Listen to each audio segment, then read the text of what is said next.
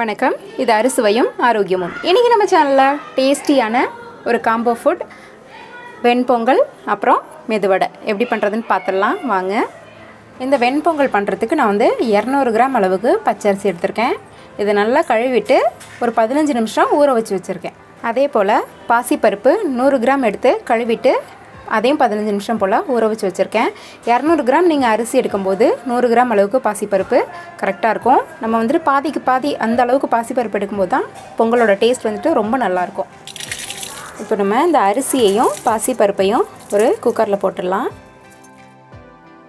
இப்போ இதில் நம்ம தண்ணி ஊற்றிக்கலாம். மொத்தமாக 300 கிராம் அளவு இருக்குது. இப்போது அரிசியும் பருப்பும் சேர்த்து அதுக்கு நான் 800 ml அளவுக்கு தண்ணி சேர்க்க போகிறோம். நமக்கு பொங்கல் ரொம்ப கெட்டியாக இருந்ததுன்னா அது நிறைய பேருக்கு பிடிக்காது. கொஞ்சம் தள்ளன்னு அந்த மாதிரி இருந்ததுனா தான் சாப்பிட்றதுக்கு நல்லாயிருக்கும். ஸோ அதனால் தண்ணியை கொஞ்சம் தாராளமாகவே வச்சுக்கோங்க.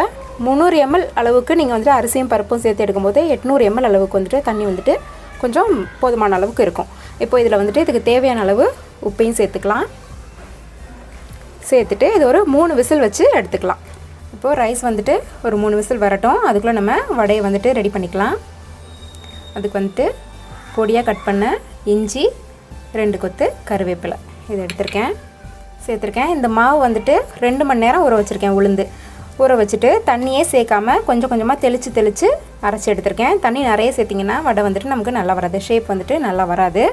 இப்போ இது கூட கொஞ்சமாக இடித்து வச்சுருக்கேன் மிளகு, இதையும் சேர்த்துக்கிறேன். அப்புறம் பொடியாக கட் பண்ண 2 பச்சை மிளகாய், அது கூடவே பொடியாக கட் பண்ண ஒரு வெங்காயம். இப்போது இதுக்கு தேவையான அளவு உப்பும் நம்ம சேர்த்துக்கலாம். சேர்த்துட்டு நல்லா கலந்துடலாம். மாவு பார்த்திங்கன்னா தெரியும் எந்த அளவுக்கு நல்லா கெட்டியாக இருக்குன்னு. எந்த அளவுக்கு அரைச்சி எடுத்துக்கோங்க. அப்புறம் முக்கியமான விஷயம், நம்ம இதை கலந்துட்டோம் அப்படின்னா உடனே வடை செஞ்சிடணும். கொஞ்சம் நேரம் ரெஸ்ட்டில் வச்சோன்னா இந்த ஆனியன்லேருந்து வெங்காயத்துலேருந்து நிறைய தண்ணி விடும். அப்போ மாவு ரொம்ப தண்ணி ஆகிடும், வடை நமக்கு நல்லா வராது. ஸோ அதனால் மாவு அரைச்ச உடனே நம்ம இந்த வடையை செஞ்சிடணும். வெங்காயத்தை சேர்த்துட்டோன்னா உடனே இந்த பக்கம் எண்ணெய் காய வச்சுட்டு அதுக்கப்புறம் தான் இந்த மாவே நம்ம பிசைய ஆரம்பிக்கணும். இப்போ பாருங்கள், அப்படியே இலகிடுச்சு. உங்களுக்கு டிஃப்ரென்ஸ் தெரியும். இப்போ எடுத்து காமிச்சப்போ எவ்வளோ டைட்டாக இருந்தது மாவு. இப்போ பாருங்கள், நல்லா இலகிடுச்சு. இது கூட நீங்கள் இன்னும் கொத்தமல்லி எல்லாம் கூட சேர்த்துக்கலாம், நல்லா வாசனையாக இருக்கும். இப்போ இது நல்லா கலந்தாச்சு. இப்போ வடை செஞ்சிடலாம். வடையோட ஷேப் நமக்கு நல்லா வரணும்னா ரொம்ப முக்கியமாக நீங்கள் பண்ண வேண்டியது, இந்த மாதிரி ஒரு பவுலில் கொஞ்சம் தண்ணி வச்சுக்கோங்க. ஒவ்வொரு தடவை நீங்கள் வடை போடும்போதும் வடை போட்டதுக்கப்புறம் உருட்டி போட்டதுக்கப்புறம் நீங்கள் இந்த கையில் தண்ணியை நனைச்சிட்டு அதுக்கப்புறம் இந்த மாதிரி மாவு எடுத்து உருட்டி நடுவில் இந்த மாதிரி ஓட்டை பண்ணிவிட்டு போட்டிங்கன்னா தான் உங்களுக்கு ஷேப் நல்லா வரும். இந்த வடையை போட்டதுக்கப்புறம் திரும்பவும் நீங்கள் கையை அந்த தண்ணியில் கழுவிட்டு அதுக்கப்புறம் மாவு எடுத்து திரும்ப உருட்டி இந்த மாதிரி போடணும். அப்போ தான் உங்களுக்கு ஷேப் ரொம்ப நல்லா வரும். எண்ணெய் காஞ்சிருச்சு. நம்ம இந்த வடையை இதில் போட்டுடலாம். திரும்ப கையை கழுவிட்டு தண்ணியில் நல்லா கையை நனைச்சிட்டு திரும்ப எடுத்து மாவை நல்லா இந்த மாதிரி உருட்டிக்கோங்க. நம்ம கையில் ஒட்டாமல் வரும் மாவு. அப்போது இந்த மாதிரி நல்லா ப்ரெஸ் பண்ணிவிட்டு நடுவில் ஒரு ஓட்டையை போட்டுட்டு இப்படி போட்டுருங்க. மிச்சம் இருக்க மாவு எல்லாத்தையுமே நம்ம இதே மாதிரியே போட்டு எடுத்துக்கலாம். வடையை போட்டுட்டு ஒரு 40 செகண்ட்ஸ் ஆனதுக்கப்புறம் இந்த மாதிரி வடையை திருப்பி விடுங்க 2 பக்கமும். அப்போ தான் நமக்கு சீராக வெந்து வரும்.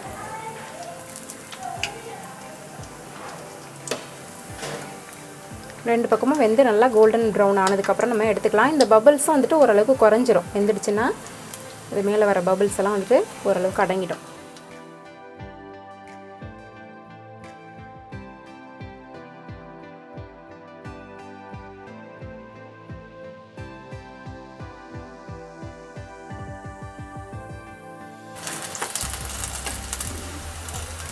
பாருங்கள், ஓரளவுக்கு வடையெல்லாம் நல்லா வெந்துடுச்சு.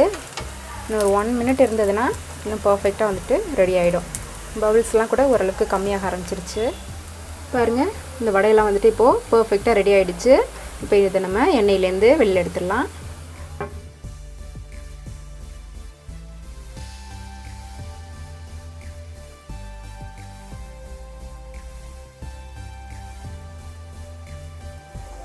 ரைஸ் 3 விசில் வந்துடுச்சு. இப்போது இந்த ப்ரெஷர் எல்லாம் ரிலீஸ் ஆகட்டும்.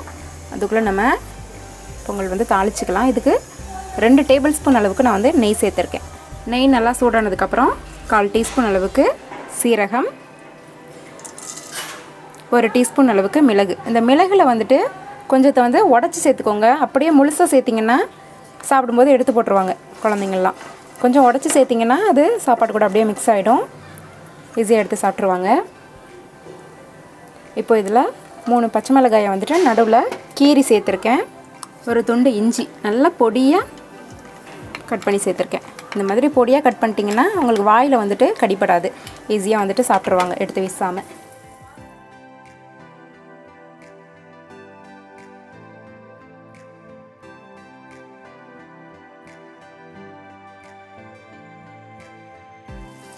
இப்போ இதில் 7-8 முந்திரி, 2 கொத்து கருவேப்பிலை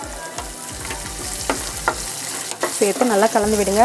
மீடியம் ஃப்ளேமில் வச்சுட்டு இதை வந்துட்டு நல்லா ஃப்ரை பண்ணுங்கள்.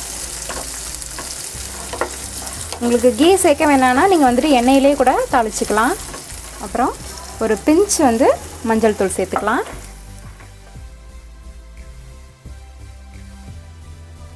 பாருங்கள், ப்ரெஷர் எல்லாமே ரிலீஸ் ஆகிடுச்சு. சாதம் வந்து நல்லா குக் ஆகிடுச்சு. 800 ml தண்ணி வச்சதுக்கப்புறம் கூட ஓரளவுக்கு நல்லா கெட்டியாக தான் இருக்குது. இப்போது இந்த முந்திரியெல்லாம் வந்துட்டு நல்லா ப்ரௌன் ஆகிடுச்சு. இந்த டைமில் நான் வந்து சாதத்தை வந்து இதில் கொட்டிக்கிறேன். நீங்கள் தாளித்ததை அப்படியே சாதத்தில் குக்கரில் கொட்டி கூட நீங்கள் கிளறிக்கலாம். இப்போ வந்து ஸ்டவ் ஆஃப் பண்ணிவிடுங்க. ஆஃப் பண்ணிவிட்டு நல்லா கலந்து விடுங்க.